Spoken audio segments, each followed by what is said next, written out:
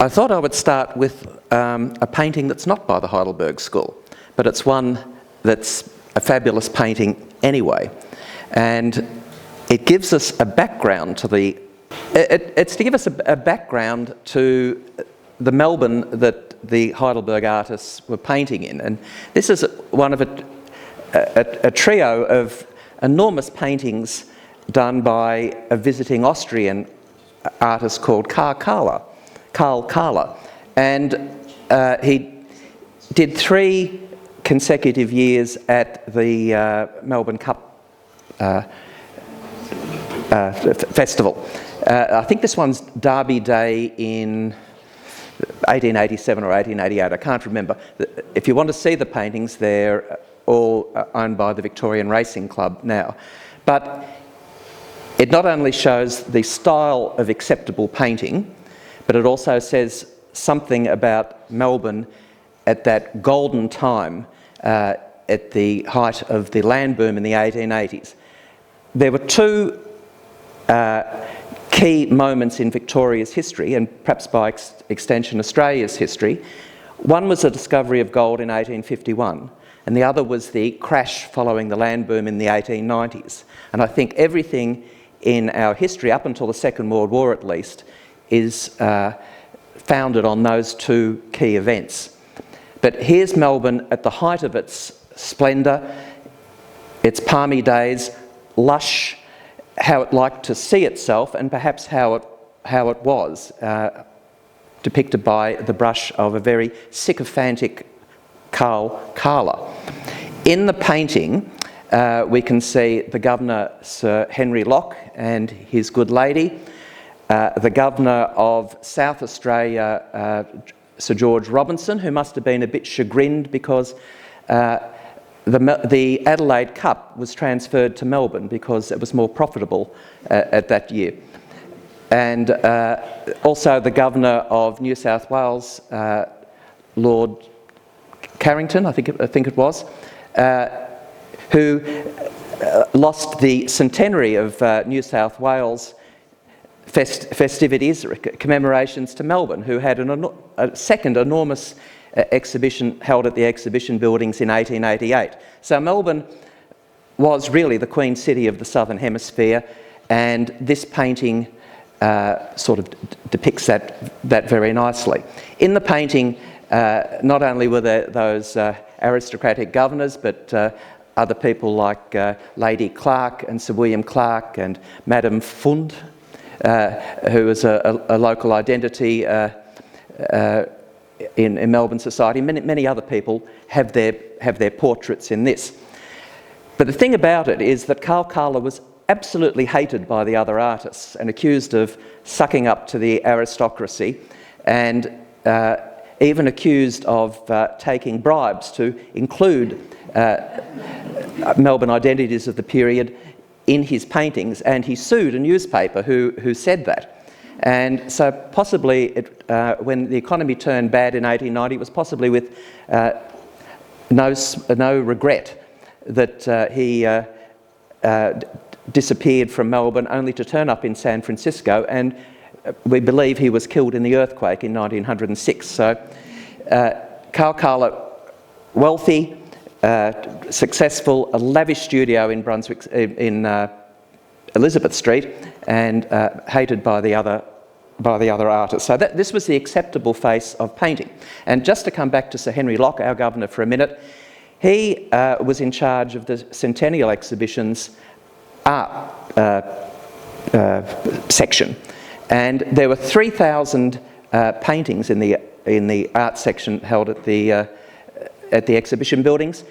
The 1880 exhibition had virtually none, and Locke made a speech where he said Melbourne has now, or Victoria has now risen to such wealth and prosperity that we can now turn our attention to the arts. And indeed there was a real boom in art. Art was much talked about. There was a multiplicity of small art schools, and very importantly, founded during the gold rush or just shortly afterwards, there was the National Gallery Art School that nearly all the Heidelberg artists attended, and we'll keep coming back to that. All right, with dispatch we will pass on from Kalkala to what Heidelberg looked like. And this is what it looked like in the 1880s. You might be unsurprised to realise that that's Burgundy Street.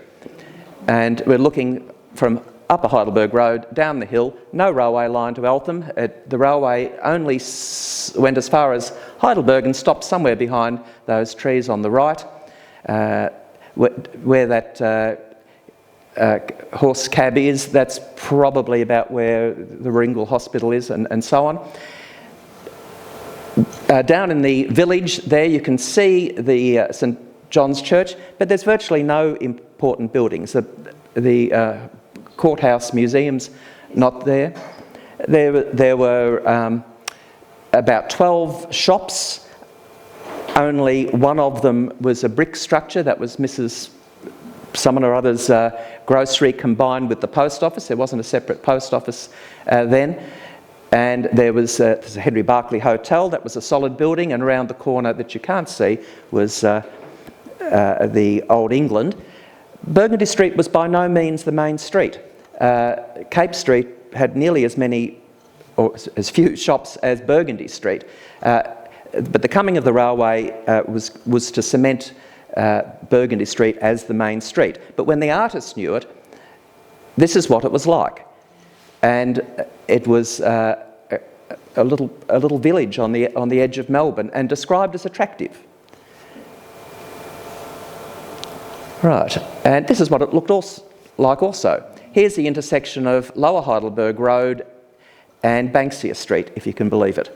The streets aren't quite lined up there. The Old England Hotel is behind that tall tree on the right, and the Masonic Hall, now Banksia Palliative Care, only single story then, but that's the large building you can see in the middle. And it was very much a town of ramshackle cottages. There are one or two fine houses, but that's all.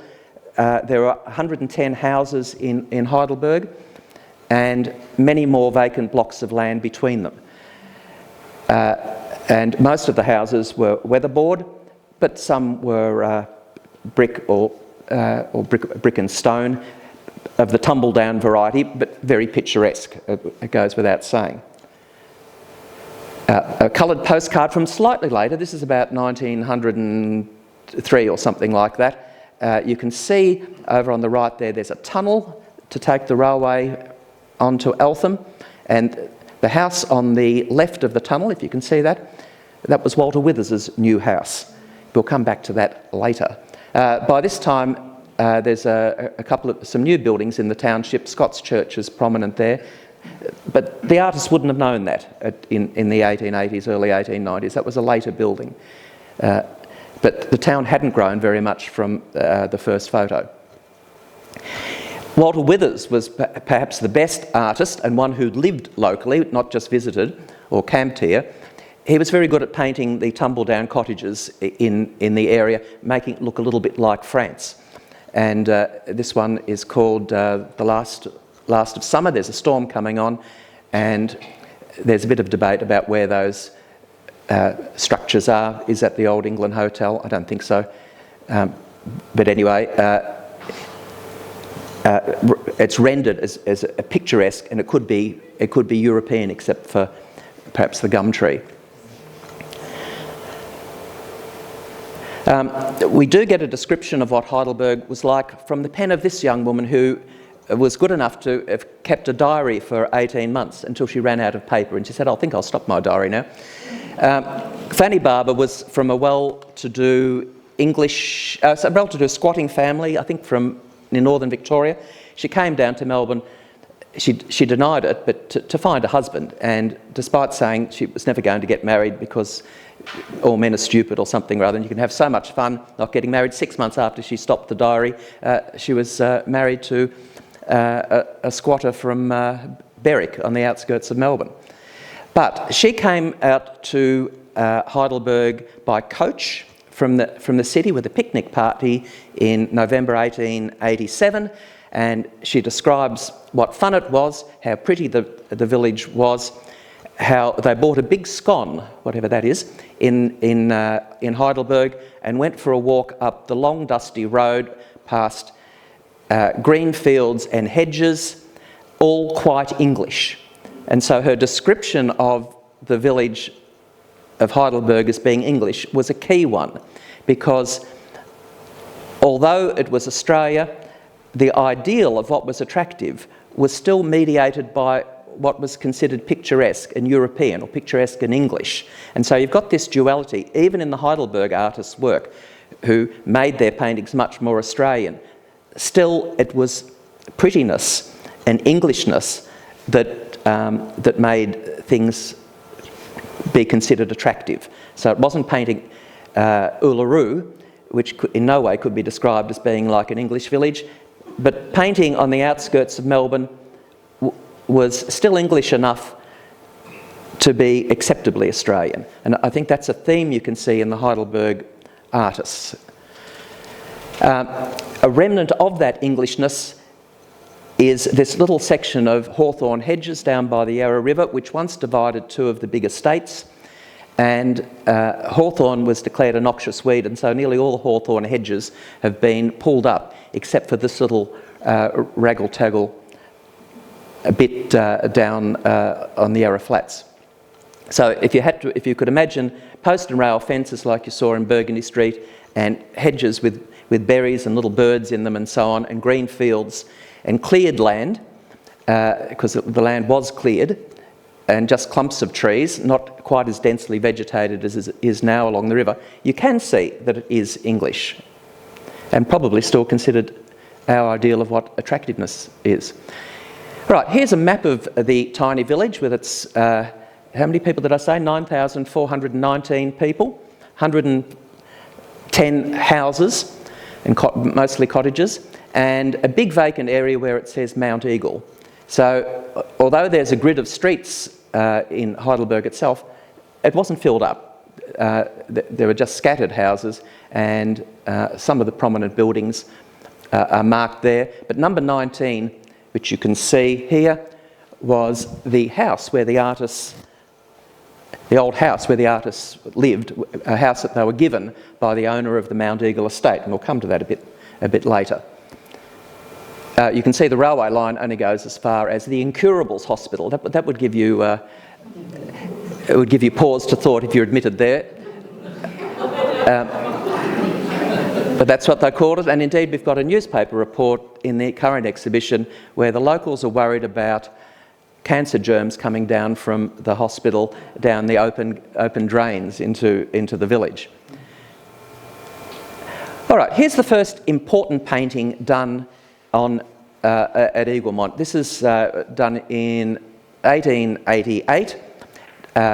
Young Arthur Streeton is the painter, and the story of how this was rejected by the National Gallery, who didn't even return Streeton's letter, how it was taken to England and sold, and then Streeton brought it back to Melbourne after the First World War, sold it for £1,000, which allowed him to build the house up in Long Acres up in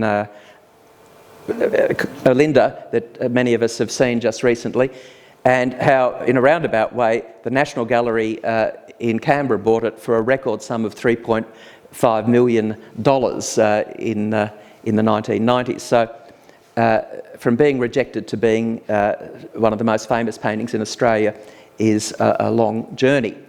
But the scene here is from the top of Mount Eagle, looking down over that picturesque valley, cleared land, sheep down below, sheep up here, cattle perhaps down below, going into the water, the dandenongs in the distance, scattered trees, and the house that you can see on the left side is the old house that stood in the middle of nowhere that they were given to have artistic possession of, so they could paint there during the 2 summers. You note the colours, gold and blue, which were the colours of Australia, not browns, but golds and blues. That's what Streeton and the other artists tended to think of as the real Australian colours, painted outdoors. This was probably finished or redone in a studio, but the initial sketch was done in oils outside. I mean, we know about that because there's some descriptions, so there's a scene today, of people who were there, conflicting descriptions of when Streeton painted it. So that's sort of the view now. And so is that. Not quite as attractive as it was then. One of the people who was there was an artist that most people probably haven't heard of. His name was Leon Pohl, and he was a Heidelberg artist too. He painted in the new open-air, sketchy style, slapped the paint straight onto a little canvas and don't bother about a highly finished effect. This is called Ivanhoe. So what the building is and who the little girl is and so on, I don't know. But he was there when Streeton painted, he did his first sketch for Golden Summer, which was the previous painting. And possibly he was the cause of it being named Golden Summer because Leon Pohl liked to drink and he called wine Golden Summer. And so it's been suggested that indirectly he named that famous painting. But he was a good painter himself. And this painting, obviously done in this area called the Village Laundress, is a sentimental painting, but it's a very beautiful one, I think, and very accomplished. So I quite like that. He had a very good eye for portraiture as well as landscape. Right. Now, L.B. Elston, another artist, same age as Streeton, but he achieved success a little bit sooner than Streeton did. This painting got him enough money to get out of Australia and go to England in the 1890s. This painting was called Flood Suffering. Now, it's supposed to be set in Burke, where there was a terrible flood. I doubt if A.B. Elston ever went there, but this sort of sentimental painting was in a style that was taught at the National Gallery School. One of the two conflicting styles. One style was painting landscape out of doors, and that was furthered by Louis Bouvelot, the Swiss-born teacher of Streeton and the others. And the other was George Follingsby, an Irish-born artist who had no time for painting out of doors. You painted inside in a studio, and you painted subjects that told a story or had some big meaning. And the Heidelberg artists did both those things. When you think of Shearing the Rams by Tom Roberts, everyone knows that, or the triptych by Fred McCubbin called The Pioneer, that's what the sort of painting Follingsby would have liked, telling a story of greatness. Whereas the landscapes, including Golden Summer, that's not telling much of a story at all. And it's just presenting landscape as a subject itself, not people. The people aren't prominent. This is one where there's only a little bit of landscape outside the door. So is Australian painting going to be about landscape or about people? And I think the answer was it tended to be about landscape for a very long time. But this is the sort of painting that people liked, that Follingsby taught, that A.B. Elston was very adept at doing, and to Streeton's chagrin, got him a scholarship to go and study overseas, which Streeton desperately wanted. Here's young Arthur Streeton, only 21, only a boy, never been out of Australia, Australian born, suffered from being the son of a teacher, I think, and lived with his parents in Richmond, and was very interested in music and poetry and pretty girls, but he didn't do anything about it. He was too reticent and he was too poor, and he was so thin that his nickname was Smike, from the Dickens character who was famously very thin and dies early. So Streeton was not a well-known painter until really after the First World War. When he came back to Australia from being a war artist, he came back relatively famous. He left Australia in the late 1890s and found it very hard to break into the art scene in London, like they all did. Here's Streeton painting out of doors, this time on Sydney Harbour just after he left Melbourne. There was a painting camp at Sirius Cove, somewhere near the Taronga Zoo. And this is how you painted out of doors. You can see around him are tubes of paint. The invention of the lead paint tube meant you could paint directly out of doors. Before that you had to mix paints from powders held in pig's bladders that you couldn't reuse. And he's just propped up a tiny little canvas there, a little bit of board with a long stick. And so he's daubing away doing something on Sydney Harbour. So that was called plein air painting, from the French for open air, a style pioneered by the French even before the invention of the tin paint tube, and brought back to Australia by Tom Roberts, who had been to Spain and France, and also furthered by the teacher Louis Bouvelot, who himself liked supported outdoor painting, although I think he did most of his painting in a studio, by the look of it. And here's a painting done locally. This is called Quiet Day on the Darebin. Somewhere down in Sparks Reserve would be the site of this painting. And Tom Roberts has painted two of his painting pals, Llewellyn Jones and Lewis Abrams there, two artists, one sitting down there, the other one going to look for something to paint a bit further up. And they would have come out to this spot by the bridge over the Darebin River, down near that defunct pub, which wouldn't have been defunct at the time. But they would have come out by coach. So this was probably about 1885, so before the railway line was built. So already this area was well known as a beauty spot, a picnic spot, and a painting spot. And this painting is one of the ones on display at the Ivanhoe Library on loan from Canberra. If you've seen it, people seem to quite like it.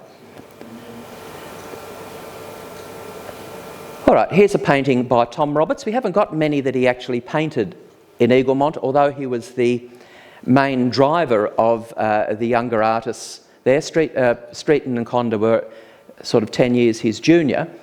But you're looking across the Yarra Valley, and that white mast on the left there is the observation mast that was built at Doncaster. You could ascend to for a shilling or 1 and 6 or something, and have a ride on the electric tram that ran from Box Hill up the hill to Doncaster.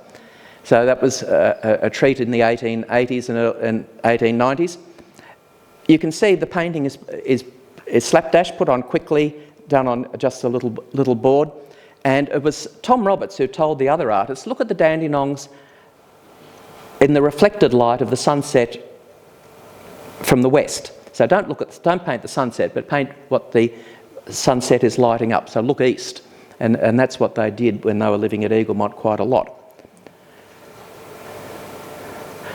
All right, this one I presume is a Streeton because it says so on the bottom there. Cattle in the river. So that's what the area looked like. You can see it's not the finished painting that Carl Kahler's was, is it? It's just done perhaps in a few hours, or perhaps half an hour even, on the spot, probably on a small card. But it's someone who appreciates the beauty of the landscape. So it's landscape painting, it's not painting people. And it's not telling, this one is not telling an heroic story, is it? Unless you're a cow. All right, this is another one of Streeton's that's got an interesting little sideline to it. It's called Spring, and it's young men bathing in the Yarra, probably somewhere near Banksia Park on the other side of the river, probably. But when they came to clean the painting and examine it at the National Gallery in 2004, they found that Streeton had painted out the figure of a nude young girl somewhere there. So one of those splodges was a nuded up young girl. And second thoughts, Streeton scrubbed her out.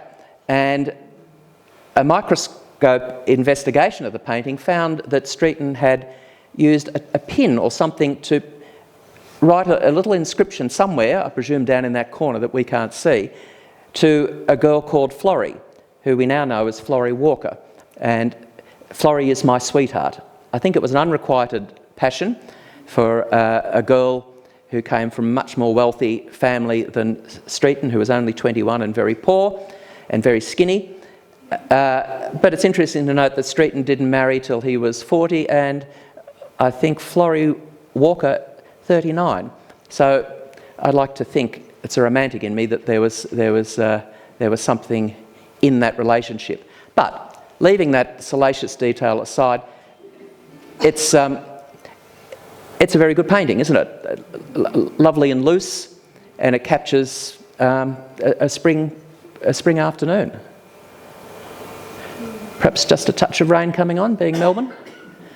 Here's the owner of the Eaglemont estate, Charles Davies. He lived with his uncle, John Christopher, and his sister, Janet Davies, in a house called Sintra that's still there in Horden Street in Heidelberg.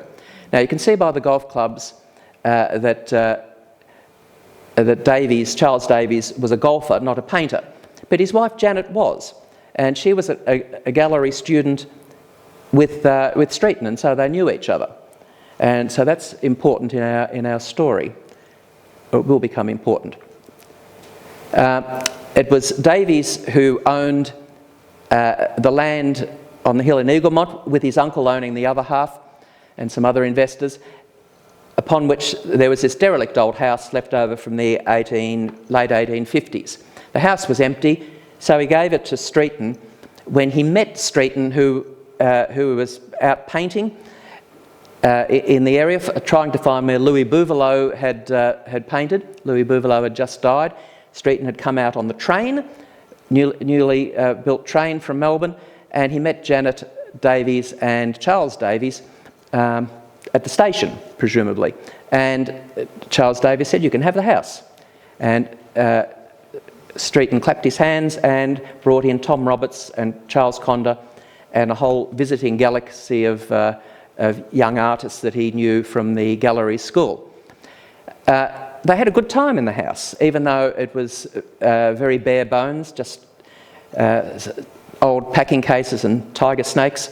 But they'd have painting picnics there, and young girls would come out and take lessons in sketching, and they would have a dance in the evening, a picnic, and they played a lot of tennis. And so in the exhibition we've got one of those square top tennis rackets. There were some old tennis courts there because the house had been a tea garden for a while, and there were also tennis courts that the Fraser girls had at their school down near the Old England Hotel, which they operated for a year. The Fraser girls were the daughters, the arty daughters of the Reverend Duncan Fraser, who was the Presbyterian minister in the area. But he wasn't stuffy.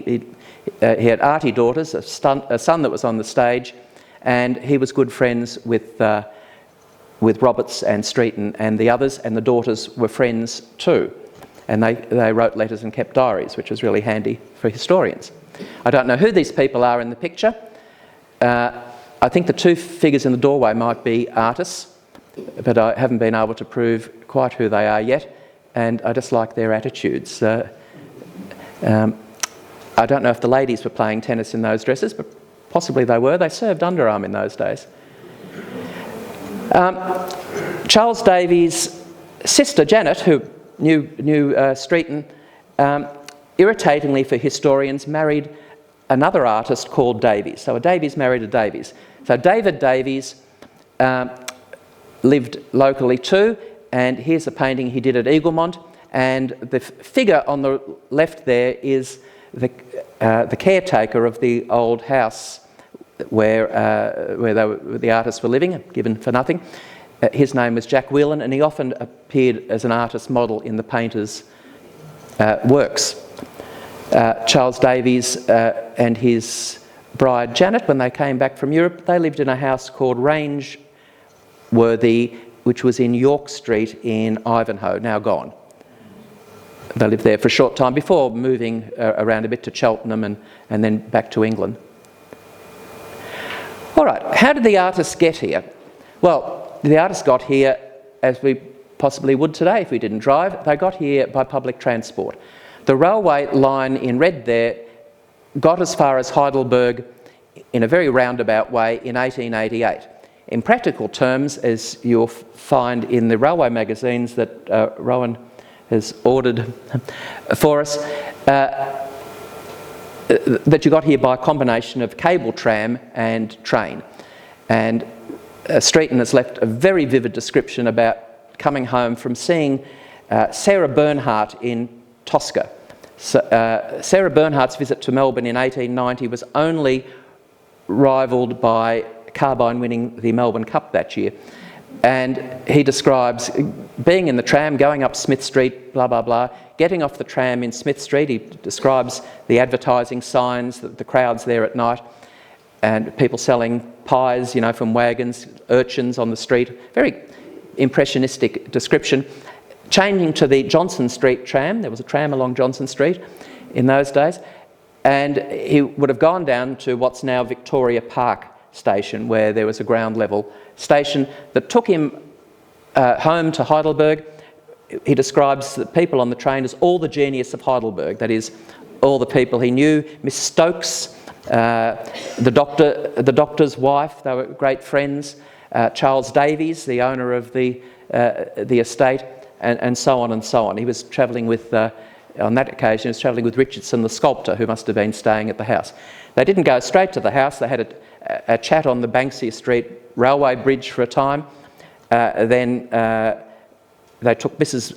Bleek, Dr. Bleek's wife, home, escorted her to her new house in Banksia Street, and then they went to the Old England for a drink. Sometimes they didn't make it up the hill to the house. I think Roberts describes falling asleep under Dr. Bleek's house on one summer's night and waking up, you know, at 2 in the morning because they were too pissed. They were young people, so they behaved pretty much like young people always behave. There's, for train buffs, there's the first Heidelberg station, which was just a single line and a timber building. The gas lamps there were laid by the Fitzroy Gas Company, and then they had a dispute with the Heidelberg Council, and they took out the gas lamps, and the council went back to lighting with kerosene, and until they got their own gasworks. But in the 1880s, things were looking good, and there were gas lights and a train. Here's the cable tram in Johnson Street. All right, the other artists, and my favourite, who lived on the hill, was Charles Conder. Conder was only 15 when he was sent out by his widowed father to live with an uncle, who was a surveyor in outback New South Wales, where, you know, had to drag around surveying chains, a job he hated. All he wanted to do was paint. And he was the consummate artist. He was dreamy. He had floppy hair. He was good looking. He murmured things about art, though he was a strong swimmer, and he fought off a burglar when he was living in London. But he met Roberts, and Roberts brought him back to Melbourne, and Streeton invited him and Roberts to the house that had been lent on Mount Eagle. By that time he was 19, but he was ill. And he was ill when he was in Heidelberg for a time. He contracted syphilis from his landlady in Sydney when he was only 17, couldn't pay the rent. If you want the details, come to the exhibition. But he was the first of the artists to get an international reputation. A legacy from an uncle allowed him to go to Paris in 1890, much to the regret of Streeton, who, you know, they were really close, especially as Roberts wasn't at the house as much as Streeton was, and Conder. And he didn't attend the art schools and galleries that perhaps his uncle thought he would. He plunged straight into the Moulin Rouge lifestyle of low dives, brothels, and avant-garde artists. He was besties with Toulouse-Lautrec, He knew Aubrey Beardsley, Oscar Wilde, James Whistler, and a whole lot of other places, and also he knew lots of French girls whose family reputations wouldn't stand close scrutiny. And he had an international, or he had a European reputation, while Roberts and Streeton were basically unheard of. But he died early. He was only 40 when he died, and that is a shame because we don't know what he would have done later. Here he is in Paris, painted by his friend Will Rotherstein, Sir William Rotherstein, who later headed up the Tate Gallery. Conda liked to go out to the flea markets and buy second-hand clothes, including this overcoat from the 1830s. So it was, you know, period costume, because it was cheap, and sometimes he wore soldiers' trousers and things like that. But here he is going out, and I think there's another picture of him coming home. No, I haven't got it. Coming home drunk, and his friend Rotherstein sketched him coming home. Here's one of his paintings. This one was bought at an exhibition of the artist's paintings. It was bought by Fanny Barber, the woman who kept the diary. She paid £1 for it. So she knew Conda, and she went to Mr. Roberts' exhibition. He used too much red. He used too much red, and I didn't like his paintings. I liked Mr. Conda's paintings. Mr. Roberts' gallery was too crowded. You couldn't. His studio was too crowded. You couldn't see the paintings properly. But she paid £1 for this view of the Dandenongs, and the frame would have been made by Conda as well, out of just some rough timber, and with a drawing of ivy leaves around it. They often did that. They made their own frames and decorated them. The cheeky thing about this exhibition of paintings is that they were painted on cigar box lids. One of the other painters, Albie Elston, not Albie Elston, what was his name? Lewis Abrams, the one heading off down the Darebin Creek further away. His family owned a cigar importing business, and so they were great. He not only painted himself, but his family were great supporters of the artists. The Snyders and the Abrams were related to the Brashes. You know, Brashes in things, and they were big supporters and bought a lot of their paintings because they were well off, and artistically minded. So these little paintings were just daubs on cigar box lids, of which they could have as many as they wanted. And they were cheeky enough to have an exhibition, which they called the 9x5 exhibition, because they were 9 inches by 5 inches. And Smith, the art correspondent for the Age, was apoplectic because he said, well, they're pretty, but they're not finished. But the idea was they weren't meant to be finished. And James Smith said, half of them are a pain to the eye. But I'd really like to own that little gem, and especially in its original frame. Here's another one of Conda's. This shows the difference between Conda's style and the others. Conda wasn't interested in telling grand stories about Australia. He was interested in painting decorative, Japanese-inspired landscapes, nearly always with incidental pretty girls in white dresses in them, or in this case a blue dress. Often there might be a witty thing going on, a girl with a red Japanese umbrella being confronted by a bull, red bull, and this was avant-garde painting. So this is why he was a success in Europe when he went there. He was like Whistler, interested in just paintings that were art for art's sake, just beautiful paintings, but not of anything, not of grand battles or classical scenes or anything like that.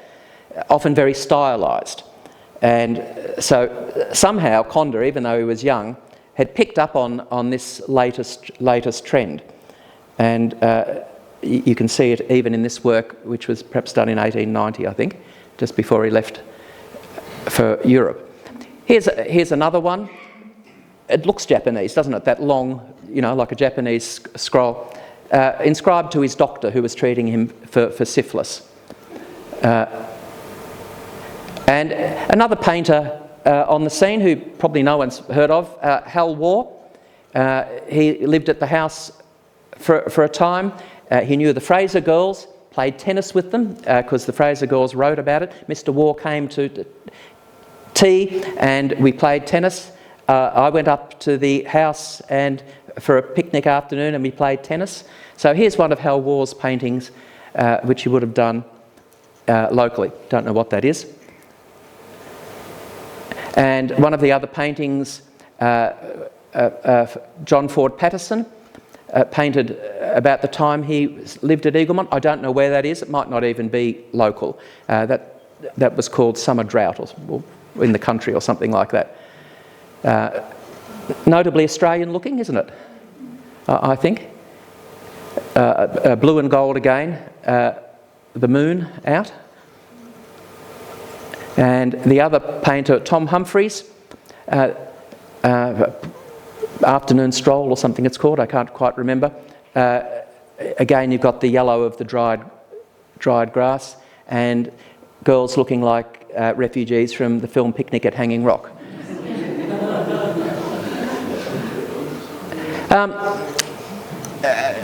What was in Heidelberg? We know that this house was just new because Streeton describes it. He said, I went over to E.E. Smith, the shipping magnate, to look at his new house, all red brick and red tiles near Dr. Bleek's house, and I had 2 glasses of whiskey, and he had a very fine drawing room with 2 paintings by John Mather, another one of the artists who painted at Eaglemont from time to time. So E.E. Smith was a particular patron of Walter Withers, and indeed lent him 2 of his holiday houses, one at Point Henry. Why would anyone go to Point Henry for a holiday? But perhaps it was nicer then, down at Geelong, and the other one at Cowes. And so Smith was, in his new house, was one of the supporters of the artists. So they weren't without support. Another person that Streeton describes going to visit was Councillor Ford, who lived in this house that's in Ford Street in Ivanhoe, recently ceased being a rehabilitation hospital. Do you know, people know that? I think it's called Fairview or something. Still fairly intact inside. But Streeton went there to listen to music because Councillor Ford was one of the founders of the group that became the Heidelberg Musical Society, and his other interest was shooting. But he went there to hear an organ recital by Councillor Ford, and he said, I didn't go up to the camp. He didn't go up to the hill in Eaglemont on that occasion. Here's a Walter Withers painting. Withers was a married man at this time, and he brought his family firstly to live at Charterisville, the house in Burke Road North that's still there, with other artists in the 1890s, and then rented a house in Cape Street and then built one further away in Darebin Street near the railway tunnel that we saw in that early picture. This house is still there in Walker Court in, is that called Rosanna there? It's one of the outbuildings, the station house I think they called it, for Banyule Homestead. And you can see it was still a working farm then. Later in its life it was Mrs. Walker's chook farm.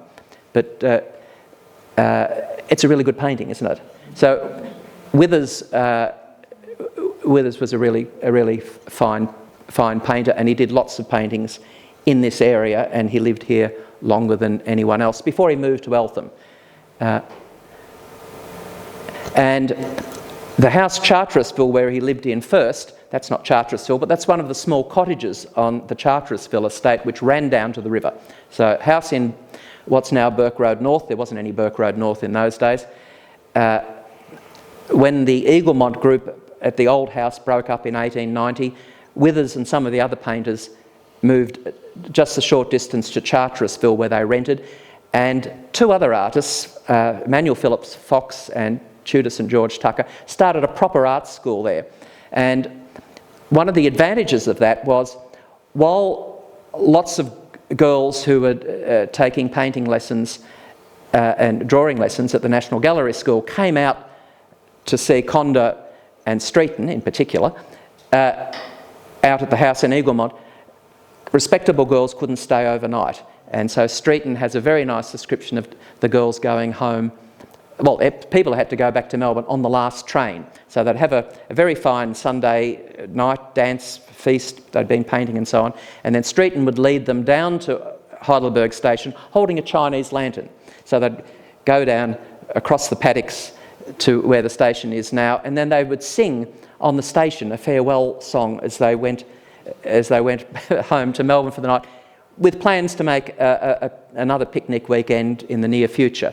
But at the time of the 1890s to early 1900s, when artists had moved to Charterisville, they had a proper school set up there, and they had a women's dormitory and I think probably a chaperone.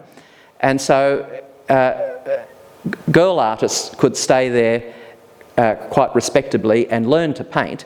And in fact, the list of female artists at Charterisville is quite a long one compared to 20 years before at Eaglemont, where there were really only 2 artists the equal of Streeton and Conda. That was Clara Southern and Jane Sutherland. But a much longer list at Charterisville because it was set up differently, and possibly because the early 1900s weren't as uptight as the Victorian era, you know, the 1880s, and so women were given a bit more latitude. And indeed, if you look at the history of Australian art, the leaders of Australian art in the 1920s into the 30s were often women artists, and men like Streeton, who had been just boys in the 1880s and 1890s, they were now the grand old men of art and sort of standing in the way of anything new.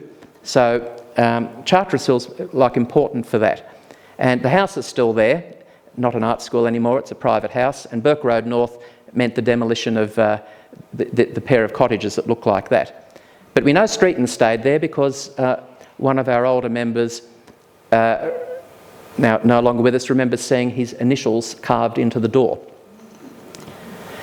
All right, I think this might be our last picture. Walter Withers, such a good artist, brought his family to stay here. The others only were here temporarily before they got a big break and went off somewhere else, or when the economy turned bad, they went off to New South Wales to paint or out in the bush. But Withers was able to get a job through Fred McCubbin, got him a job teaching in school. So he didn't go to England, even though his wife wanted to go back home to England. His teaching job meant that he could stay, and so he built a house for himself, Withers Court, in Darebin Street, and there's one of his daughters who ended up being a well-known citizen in this area between the wars. I can hear the train. And that house is now gone, of course. It's a block of very ugly flats. And so I guess the moral of the story is that the Heidelberg artists, the Heidelberg School didn't end, it simply transformed into its later iteration at Charterisville, and then that merged into sort of 1920s and 30s painting more generally. But I think the lesson was that for a long time, perhaps too long, Australian painting came to be identified as being landscape painting. And so that didn't give other people who wanted to do different things with art much of a look in. And probably 90% of Australians, when they think of Australian paintings, they think of landscape painting. But there's no reason why it should be, is there? I mean, it's just that the Heidelberg School had such an impact with some length of time that people looked at that as that's what Australian painting was meant to be like. And so the Heidelberg School is immensely important because it set up our idea of what Australian art is for a long time. And so the attribution of it being called the Heidelberg School, which is just a name given by a journalist, and the artist painted elsewhere, but it's important for that reason.